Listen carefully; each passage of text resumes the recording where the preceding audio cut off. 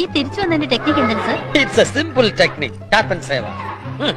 നരേന്ദ്രമോദിയെയും അദ്ദേഹത്തിന്റെ മാതാവിനെയും സമൂഹ മാധ്യമങ്ങളിലൂടെ അധിക്ഷേപിച്ച മേക്കപ്പ് ആർട്ടിസ്റ്റും ജാൻമണിക്കെതിരെ യുവമോർച്ച നിയമ നടപടി ശക്തമാക്കുന്നു.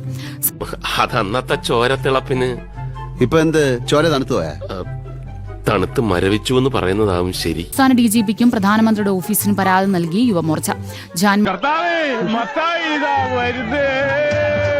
ജാൻമണിയുടെ സാമ്പത്തിക സ്രോതസ് അന്വേഷിക്കണമെന്നും ആവശ്യപ്പെട്ടു. സംസ്ഥാന ഇദ്ദേഹം വലിയൊരു കോടീശ്വരനാണ്. അച്ഛൻ മരിച്ചുപോയി 1947. അപ്പൊ ഇവനൊരു പാൻ ഇന്ത്യൻ അലവലാതിയാണല്ലേ? കുഴപ്പമില്ല. എന്റെ മോദിയുടെ ഡേറ്റ് ഓഫ് ബർത്ത് 1950.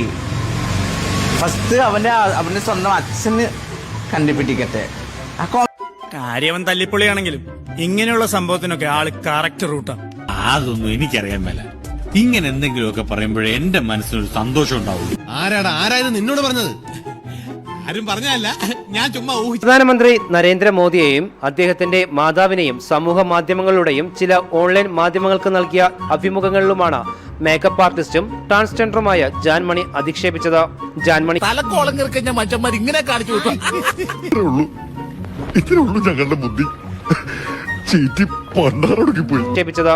ജാൻമണിക്കെതിരെ സംസ്ഥാന DGPക്കും പ്രധാനമന്ത്രിയുടെ ഓഫീസിനുമാണ് പരാതി കൈമാറിയത്.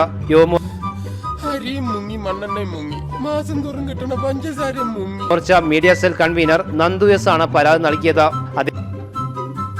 നിന്നെ ഇതിനൊന്നും കൊള്ളുകയില്ലെന്ന് നീ വീണ്ടും വീണ്ടും തെളിയിച്ചിരിക്കുകയാണ് എന്റെ വിജയ. വ്യാപകമായും ഇവർക്കെതിരെ നിയമ നടപടി സ്വീകരിക്കാൻ BJP നേതൃത്വം ഒരുങ്ങുകയാണ്.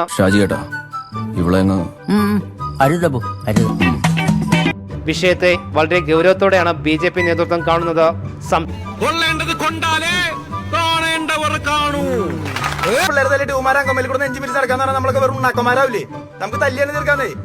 സംസ്ഥാനത്തെ എല്ലാ പോലീസ് സ്റ്റേഷനുകളിലും പരാതി നൽകാൻ തീരുമാനിച്ചതായും യുവമോർച്ച അറിയിച്ചു. പരാതിയുടെ